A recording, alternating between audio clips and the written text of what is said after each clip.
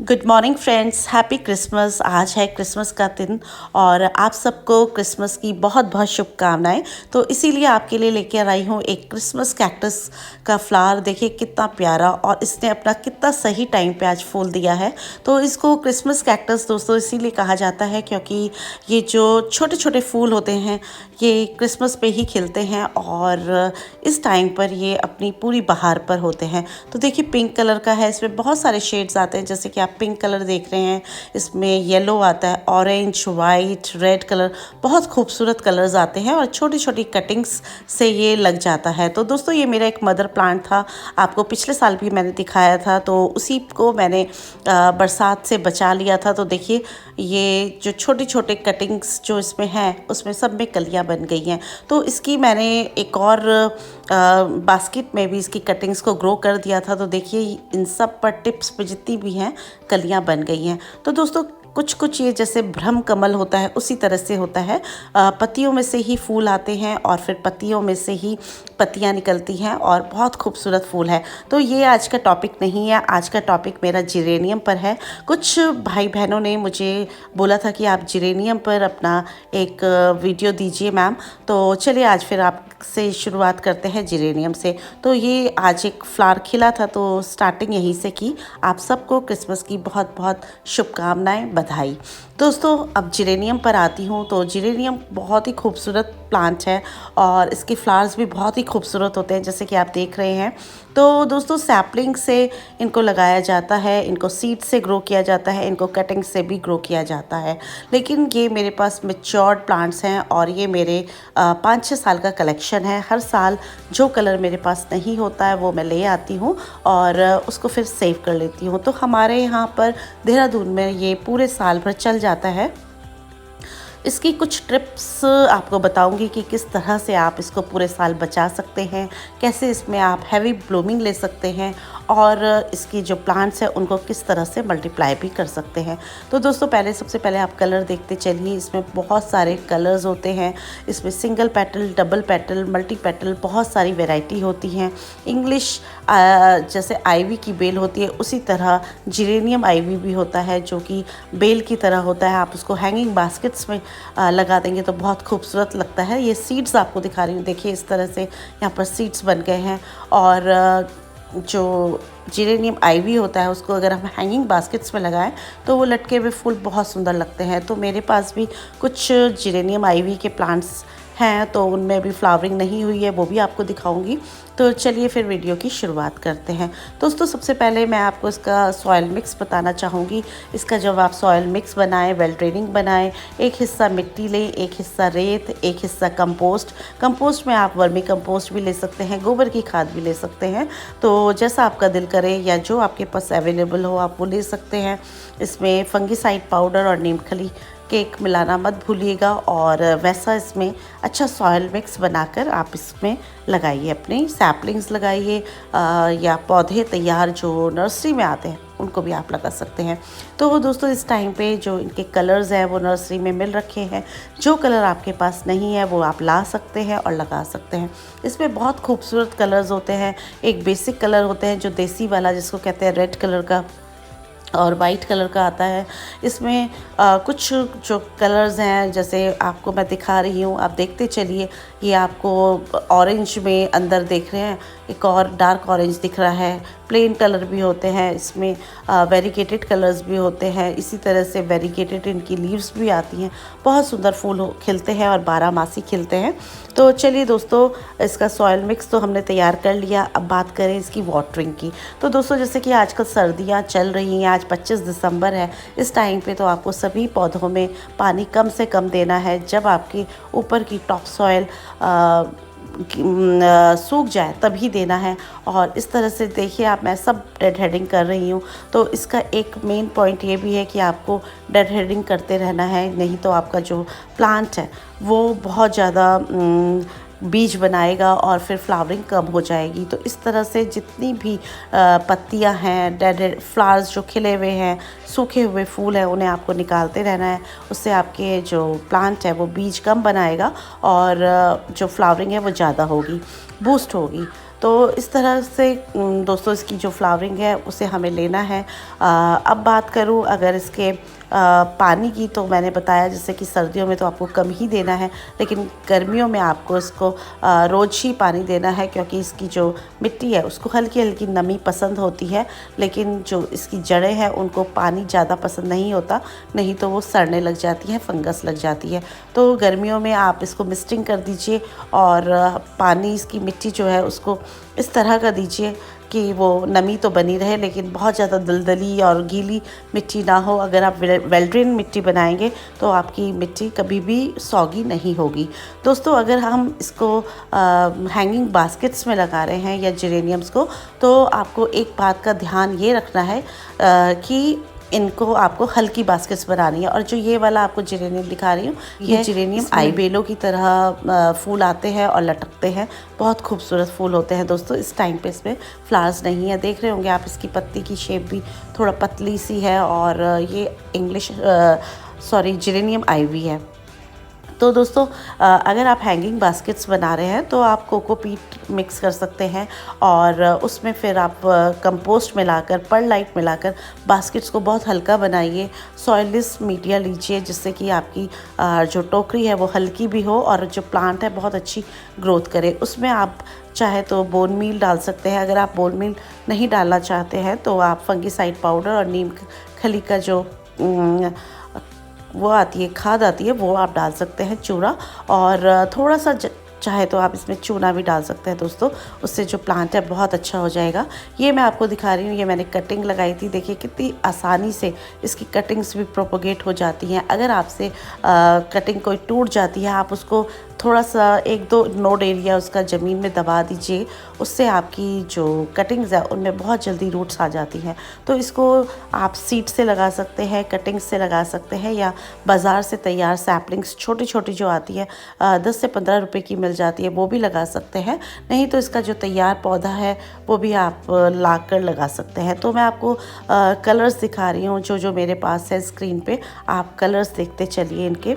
दोस्तों प्रोपोगेशन की भी बात हो गई, अब बात करते हैं इसके पेस्ट अटैक की। तो इस पर ज़्यादा कोई पेस्ट अटैक मैंने कभी देखा नहीं है, लेकिन अगर आपको लगता है कि आपकी पत्तियां जो है पीली हो रही हैं तो वो ज़्यादा पानी से होती हैं, फंगस लगने से होती हैं, इसलिए आप उसकी जो मिट्टी है उसमें पत्तियों को टच ना होने दें, उनमें नीचे से सफाई रखें, अपने गमले में गुड़ाई करते रहिए, तो कभी भी आपके यहाँ फंगस नहीं लगेगी। और अगर आपको लगता है कि आपकी प्लांट जो है उसमें फंगस लग चुकी है, तो आप फंगीसाइड पाउडर जो होता है उसे पानी में मिलाकर इस पर स्प्रे कर सकते हैं, इसकी मिट्टी में डाल सकते हैं, तो बहुत ही अच्छे आपको रिज़ल्ट मिलेंगे। अब बात करते हैं इसके फर्टिलाइज़र की। तो दोस्तों आप इसको NPK दे सकते हैं, एप्सम सॉल्ट दे सकते हैं पानी में घोल के। पौधा अगर बहुत ज़्यादा छोटा है तो 3-4 दाने DAP के दे सकते हैं। अगर आपका पौधा मैच्योर्ड है तो थोड़ा सा ज़्यादा DAP की मात्रा को बढ़ा सकते हैं। इसमें मस्टर्ड केक का जो फर्टिलाइज़र आता है वो भी पतला पतला बना के दे सकते हैं। तो दोस्तों वैसे तो ज़्यादा फर्टाइल सॉइल इसको नहीं चाहिए होती है, फर्टिलाइज़र की ज़रूरत नहीं होती है, लेकिन अगर आप चाहें अगर अपनी फ्लावरिंग को बूस्ट करने के लिए, क्योंकि आप देख रहे हैं सर्दियों से अक्टूबर नवंबर से इसकी जो फ्लावरिंग है वो स्टार्ट हो जाती है, कलियां बननी शुरू हो जाती हैं, और अभी हमारे यहाँ ये मार्च अप्रैल तक फ्लावरिंग देगा। तो दोस्तों इस तरह से इसको हर 15 दिन में, 20 दिन में थोड़ा थोड़ा सा आधी मुट्ठी के करीब आप कंपोस्ट डाल सकते हैं, गुड़ाई कर सकते हैं, इस तरह का देंगे न्यूट्रिशन, तो ये जो फ्लावरिंग है बहुत बम्पर में करेगा, और जितना प्लांट आपका मैच्योर होगा उतनी ही ज़्यादा अच्छी फ्लावरिंग करेगा। तो दोस्तों इस तरह से आप इनको तैयार कर सकते हैं। इनके मैंने जैसे बताया आपको सीड्स को कलेक्ट कर सकते हैं, उससे भी इनको ग्रो कर सकते हैं। तो जो इनके सीड्स हैं वो सितंबर से अक्टूबर तक लगाते हैं, और नवंबर में इसकी जो सीडलिंग मिलती है या बाज़ार में सीडलिंग ट्रेस में जो होती है उसको ला कर लगा सकते हैं। अब मैं आपको बता रही हूँ कि जैसे कि इनको बचाना कैसे है पूरे साल, जो कि मेन हमारा पॉइंट है। तो दोस्तों इसको सीधी बारिश से बचाना है। इसको पानी बहुत ज़्यादा पसंद नहीं है। अगर आप ज़्यादा पानी में बारिश में इसको रख देंगे तो ये आपका पौधा धीरे धीरे गल जाएगा, फंगस लग जाएगी। तो जिस टाइम पे बारिशें हों उस टाइम पे आप इसको, जैसे मैं तो जीने के नीचे रख लेती हूँ, आप किसी बरामदे में बड़े बड़े पेड़ों के नीचे इनको रख सकते हैं, जहाँ पर इनकी जो रूट्स हैं उन पे सीधी बारिश का पानी ना पड़े। उससे ये जो पौधे हैं साल दर साल आपके साथ चलते रहेंगे। तो ये मेरा कोई 1 साल का कलेक्शन नहीं है, ये पिछले मतलब 7-8 साल से मेरे साथ हैं। और हर साल, जैसे मैंने आपको बताया, जो प्लांट या कलर मेरे पास नहीं होता मैं ले आती हूँ। मुझे जिरेनियम्स बहुत पसंद है क्योंकि ये बहुत अच्छा इन्वेस्टमेंट है फ्रेंड्स की। हम इसको जैसे सर्दियों में लाए और हमने इसको हर साल बचा लिया। इससे हम बहुत सारी, जैसे मैंने आपको बताया, कटिंग्स तैयार कर सकते हैं, इसके सीड्स से इनको ग्रो कर सकते हैं। तो आपको एक बार लाने की देर है, फिर तो ये प्लांट आपके पास हमेशा बचा रहेगा। इस तरह से आप इसकी डेड हेडिंग करते रहिए, इसकी जो पुराने फूल है उन्हें निकालते रहिए, नहीं तो इसमें बीज बनते रहेंगे। अगर आपको सीड्स चाहिए तब आप इसको 1-2 फूल रख लीजिए इसके सीड्स के लिए, बाकी इसकी आप पूरी पिंचिंग कर दीजिए। जितनी आप इस पर पिंचिंग करेंगे उतना आपका प्लांट जो है बुशी होगा और उतने ही ज़्यादा फूल आपको देगा। तो इस तरह की जो सूखी पत्तियां हैं इनको निकाल दीजिए, प्लांट भी नीट लगेगा और जो इसमें एक्स्ट्रा भार है आपके पौधे पे वो भी नहीं रहेगा। तो दोस्तों अब कर लेते हैं पॉट साइज़ की बात। तो इसको 8 इंच से 10 इंच के गमला आप दे सकते हैं, और अगर आपका पौधा जो है काफ़ी मैच्योर हो चुका है तो आप 12 इंच का गमला भी इनको दे सकते हैं। तो ये जितने भी प्लांट्स आप देख रहे हैं जो इतनी बम्पर फ्लावरिंग कर रहे हैं मेरे, ये सब 12 इंच में लगे हैं। और इसमें कोई एक प्लांट नहीं है, इसमें कम से कम 2-2 3-3 प्लांट्स हैं दोस्तों। और जब वो मैच्योर्ड हो जाते हैं या गमला हमारा छोटा हो जाता है तो मैं उनको फिर बड़े गमले में लगाना पसंद करती हूँ। उससे क्या है कि वो पौधा फूल भी बहुत ज़्यादा देता है और जब वो खिलता है तो बहुत खूबसूरत लगता है। तो अगर आप इसकी कटिंग्स तैयार कर रहे हैं तब तो आप 4 से 6 इंच का गमले में भी, छोटे गमले में इनकी कटिंग्स को तैयार कर सकते हैं। लेकिन अगर आपका पौधा 2-3 साल पुराना हो गया, 4 साल पुराना हो गया, तब आप उसको बड़ा गमला दीजिए और उसमें जो खाद है उसको अच्छी मात्रा में दीजिए। नीचे से गुड़ाई उसकी करते रहिए, हर महीने गुड़ाई करिए, जिससे कि आप जब भी फर्टिलाइज़र डालें उसमें गुड़ाई कीजिए। और फर्टिलाइज़र डालने के बाद आप उसको अच्छे से पानी दीजिए, जिससे कि जो पौधा है वो उसको ले ले और सक कर ले। दोस्तों बारिश के पानी से, जैसे कि मैंने कहा, आपको बचा कर रखिए इसको, तो ये पूरे साल बचा रहेगा। प्रूनिंग करते रहिए। अब जैसे फ्लावरिंग ख़त्म हो जाएगी तो इसकी सारी जितनी है डेड हेडिंग कर दीजिए, और जो एक्स्ट्रा इधर उधर इसकी कटिंग्स भाग रही हैं उनको शेप पे लाने के लिए उनको कट कर दीजिए। उन कटिंग्स को बिल्कुल मत फेंकिए, उनको फिर दोबारा रीग्रो कर लीजिए, अपने फ्रेंड्स में, रिलेटिव्स में उसको गिफ्ट करिए। और नहीं तो अपने आप ही, आपको अगर अच्छे लगते हैं तो जैसे ये देखिए, ये डंडी मेरे से टूट गई है, बिल्कुल साइड में पड़ी हुई थी, तो इसको मैं ग्रो कर लूँगी और इसी में रूट्स आ जाएंगी।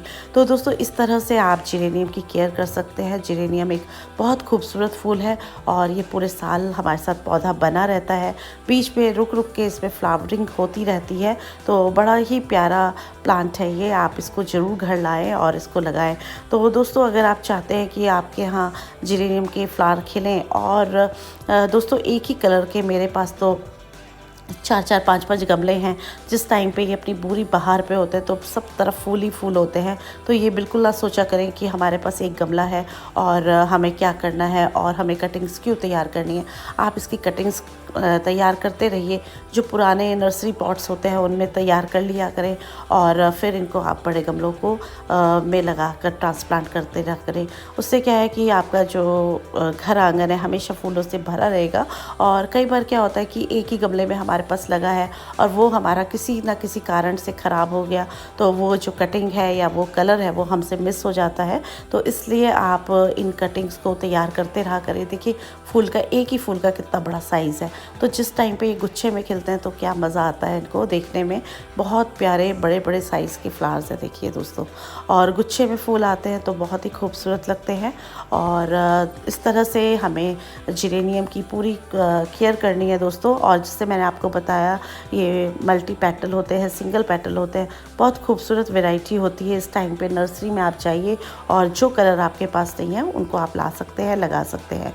तो छोटी छोटी सैपलिंग्स अगर मुझे मिल गई कहीं तो मैं उनसे भी आपको ग्रो करके दिखाऊंगी। बाकी सेम तरीका है, पॉटिंग मिक्स सेम है, सनलाइट मैंने इसकी लोकेशन आपको बताई है, वाटरिंग बताई है, propagation, dead heading, fertiliser, paste attack, सब चीज़ों के बारे में हमने इस वीडियो में डिस्कस किया है और इसके पॉट साइज़ के बारे में भी आपको बताया है। दोस्तों, अगर आपके यहाँ फूल नहीं आ रहे, एक मेन शिकायत होती है कि हमारे पास प्लांट है, मैच्योर्ड भी है, लेकिन उसमें फ्लावरिंग नहीं हो रही है, तो फिर क्या करें? तब आप 1-2 ग्राम इसमें DAP डाल सकते हैं बिल्कुल साइड में इसके, और थोड़ा सा आप चाहे तो पोटाश जो होता है उसे पानी में घोलकर वो दे सकते हैं। और 2 ग्राम पोटाश को दोस्तों 1 लीटर पानी में घोल लीजिए, और उस ग्रैन्यूल्स फॉर्म में है तो आप थोड़ी देर उसे आधा घंटा 1 घंटा छोड़ दीजिए, वो पूरा घुल जाएगा। नहीं तो आप उसको हल्का सा पीस कर भी डाल सकते हैं। और अगर पाउडर फॉर्म में आपका पोटाश है तो फिर पानी में घोल कर उसके जो रिम होता है उसके साइड दीजिए। थोड़ा सा आप चाहे तो स्प्रे भी कर सकते हैं, बहुत बढ़िया आपको रिज़ल्ट मिलेंगे। बैलेंस NPK है उसे भी आप पानी में घोल कर दे सकते हैं। 19-19-19 या 20-20-20 भी आप इसमें डाल सकते हैं। दोस्तों, आशा करती हूँ वीडियो अच्छा लगा होगा। अगर अच्छा लगे तो प्लीज़ मेरे चैनल को सब्सक्राइब कीजिए, और अगर आप नए आए हैं मेरे चैनल पर तो मेरी वीडियोस को लाइक कीजिए, जिससे कि ये बहुत लोगों की रीच में पहुँचेगी। फिर मिलते हैं दोस्तों किसी नए टॉपिक पे, किसी नए वीडियो में आपके साथ। तब तक के लिए हैप्पी गार्डनिंग, गुड बाय दोस्तों, हैप्पी क्रिसमस।